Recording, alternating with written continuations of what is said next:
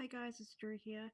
I'm here to do a video response to Kelly Bear's 5 tarot decks you cannot live without. So I have watched multiple videos on this topic and I kind of was like, do I want to make this video, do I not? And it's currently like nearly 1 a.m. here and I have school tomorrow or university and I just can't sleep. So I thought, you know what? While I'm thinking about my tarot decks and assessing them and really seeing what works and what doesn't, this would be a really great opportunity to reflect on what I would take with me if I was going away for a year.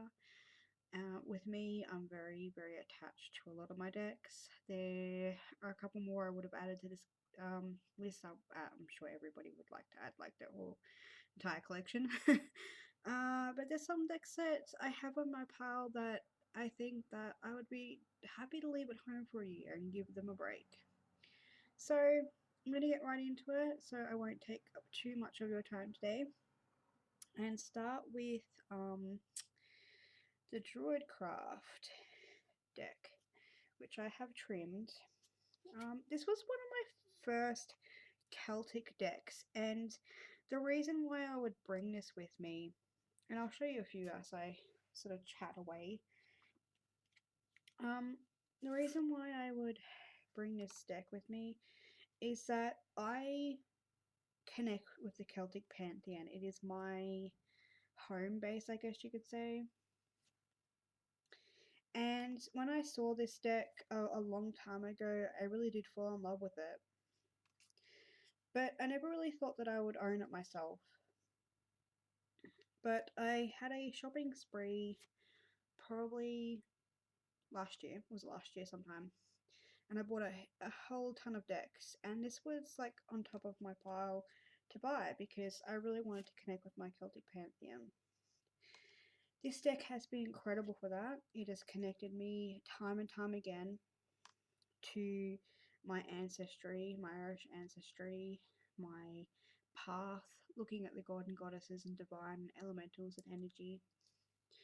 It has helped me to discern, to create.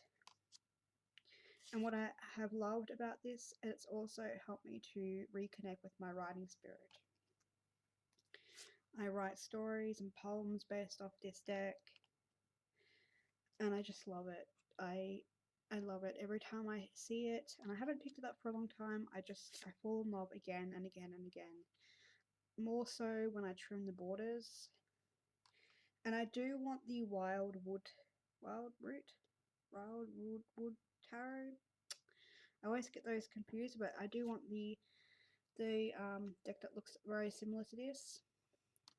But this will always be my home base, and I would bring it with me primarily because it always connects me to that root. It always connects me to that essence, and it offers something different every time I play with it, every time I look at it, every time I use it to connect with that other world as well.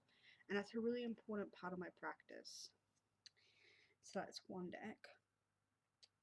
Secondly, I know I've only just started working with it today, like with purpose, but I would bring the Thoth deck.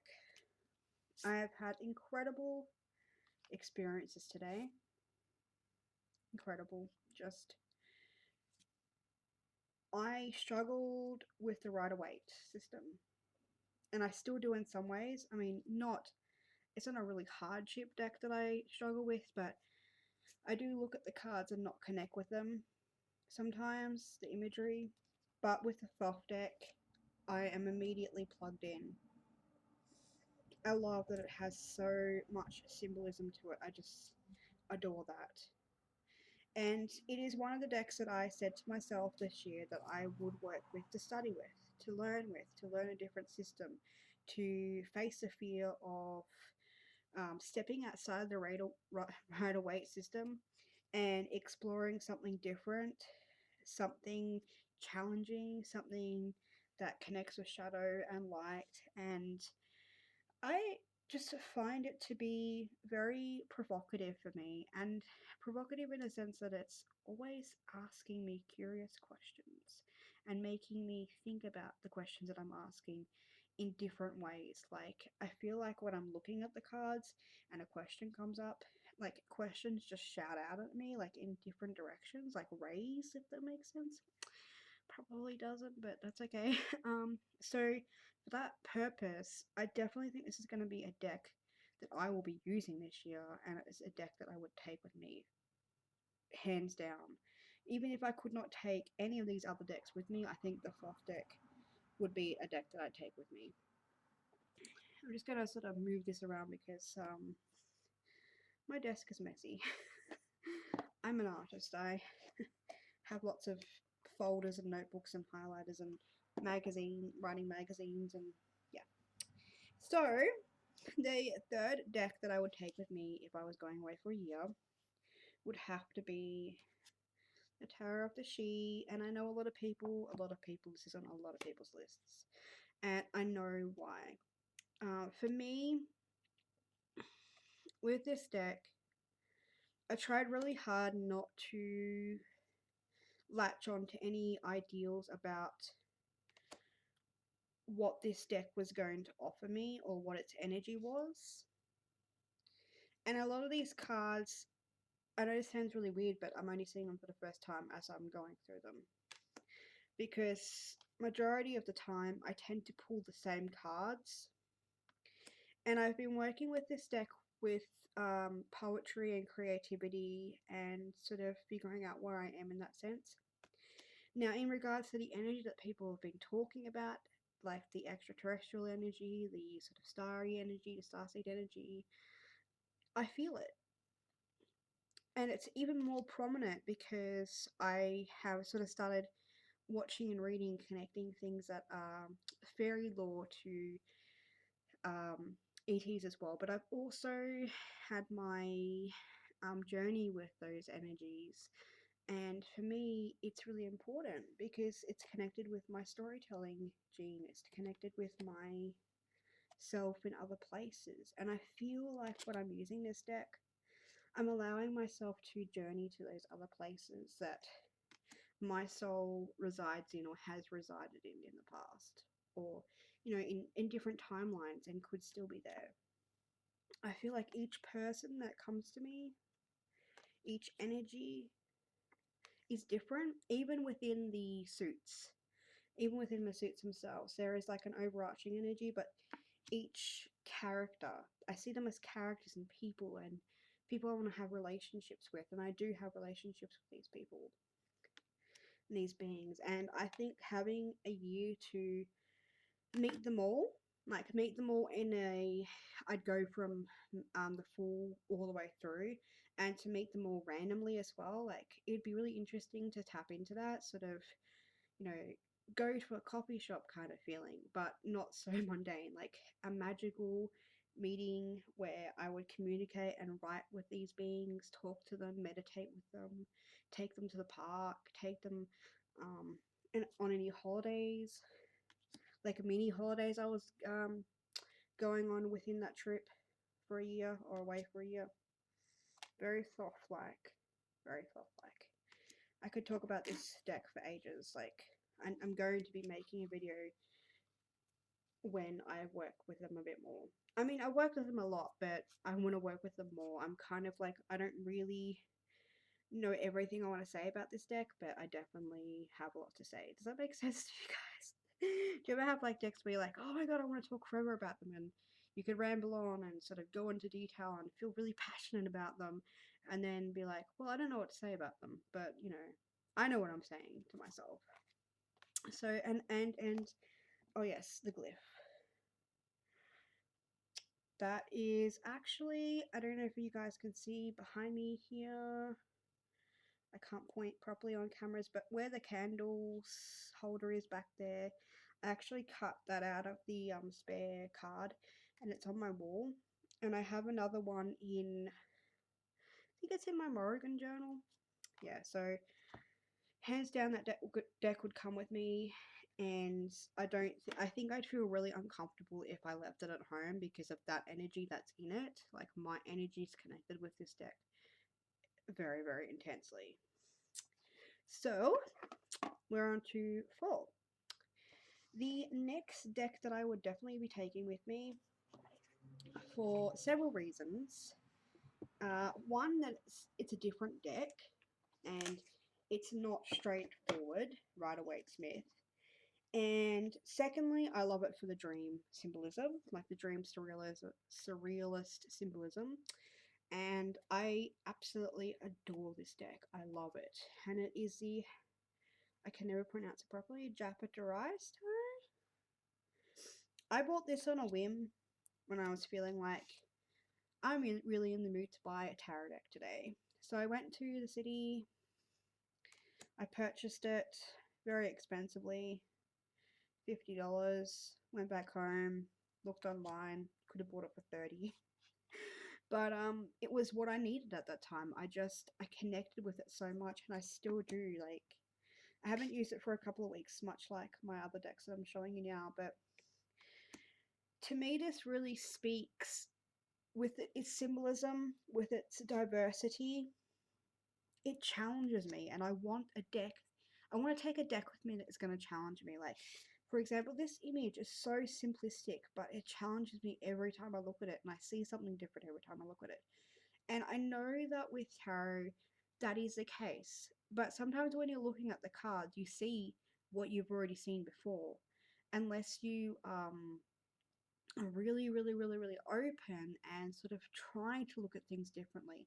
But sometimes when you're looking at things differently, you can focus too much. Whereas this deck for me is kind of like an opening, a mind opening or altering deck where I can look at the same image and this is so plain, like I've looked at it at least 10 times and find something different in it. Because it speaks to my subconscious mind rather than my literal, logical, analytical mind. Just going to take a sip of juicy juice. And I think that that is what I need. Like, I feel like the fluff is definitely a study deck, but it's also a creative deck and an intense deck. And this deck is intense, but it's intense in a subconscious, tugging, um, path working. I mean, I could path work with these cards. It's just stunning. And I mean, a lot of people don't like these images and a lot of people love them. So it's kind of half. I found there was one image that I think it's the lovers one. I can't find it. Yeah, I can't find it right now because I don't want to take up the whole video shuffling. But you know, I could sit here with this card for a week and still find something different in it every time. And I would, you know, I'd want a deck like that. Again, I don't think I would be comfortable leaving it at home. And this goes for the next deck I'm about to show you guys. I think too because of the coloration, I used to sort of go off grabbing decks that I could work with in my shadow work sessions that had very dark colors because I kind of felt drawn to that. But lately, over this year, I've become to accumulate and work with colorful decks because it actually sparks more in me than sometimes muted decks do, or pastel kind of decks, or plain decks, like say the Rider-Waite-Smith. I'm not bashing it, guys. I struggle with it. And this is the last deck I would take with me, and I know a lot of people would take this deck too. This deck is part of my soul group. It's part of my soul deck. When I got it, I I just fell in love with it, and it is the Tower of the Vampires. I have connected with vampire energy for a very long time. I am a supernatural, paranormal, horror genre writer, speculative fiction genre writer. This deck speaks to my creativity, and I would take it with me solely for the purpose of writing. It speaks to me about my chakras continuously. It also speaks to me about my sexuality and my growth as a soul being, the essence of life and death, healing that part of myself, healing that part of myself and empowering myself. Blood, life force, cosmic energy, what is hidden, what is not hidden, animals, animal totems, power. It speaks everything to me, and I think a year without this deck would be depressing, to be honest. This deck has addressed my depression time and time again, helped me come out of that state of anxiety, helped me connect with my dark side, helped me connect with my shadow, and offered me a chance to experience my life with these energies. And much like this, the she, these are characters for me. These are people. These are energies that I work with. I've written stories with them, talked to them, met them time and time again. I've met their multiple personalities, their offerings. So without this deck, I don't know where I'd be. And I know that sounds very cliche, but to me, it is a soul deck. And I don't use that term very often, but it does feel it feels very interlinked with my personality. And I know that a lot of these decks do connect really deeply with my personality, but this feels like a lifetime of connecting with imagery. I mean, I love the trees. I could spend like a year working with the background images alone, working with the water and symbolism, the roses, the scenery, the animals. I could just go so deep with this deck and over again. And it's fun for me. It's like I want a deck that's fun. And I know this is a dark deck, but it offers so much too, and it's so meaty. Like I love that it has like the Kabbalah and the astrology. I love that it goes into the shadow side and the symbolism and that the guidebook is fantastic and epic, and I would take that with me in a heartbeat and work through that. Much like with the she, I'd probably go through that too, and I just think it's fantastic. I just think this deck is, if I could only take one of these, like really truly, aside from the Thoth, I think the Thoth and the Tarot of the Vampires would work really fantastically together. But if I could only take one, really, really, really, really need to take one, and the Thoth was like, I don't know, in storage or something, I would take this deck in a heartbeat. It's my top deck. Top deck for life. Not top deck Tuesday, but top deck for life. So there's my steady ramble on my decks. I mean, I have a couple that I wanted to mention, like the Chrysalis Tarot and the Vision Quest Tarot, which I just purchased. But I want to work with those more, and I have their own stories, which I'm pretty sure will pop up in Top Deck Tuesday, which is one of the reasons why I started the series, because I wanted to talk about my experience with them so far and then go on a journey with them and then review that journey and sort of keep a record. And I think this is a really great chance to keep a record as well, making these videos. So thank you guys for watching. Sorry if I'm a bit breathless, but yeah. So thank you guys for watching, and I will talk to you later. Bye.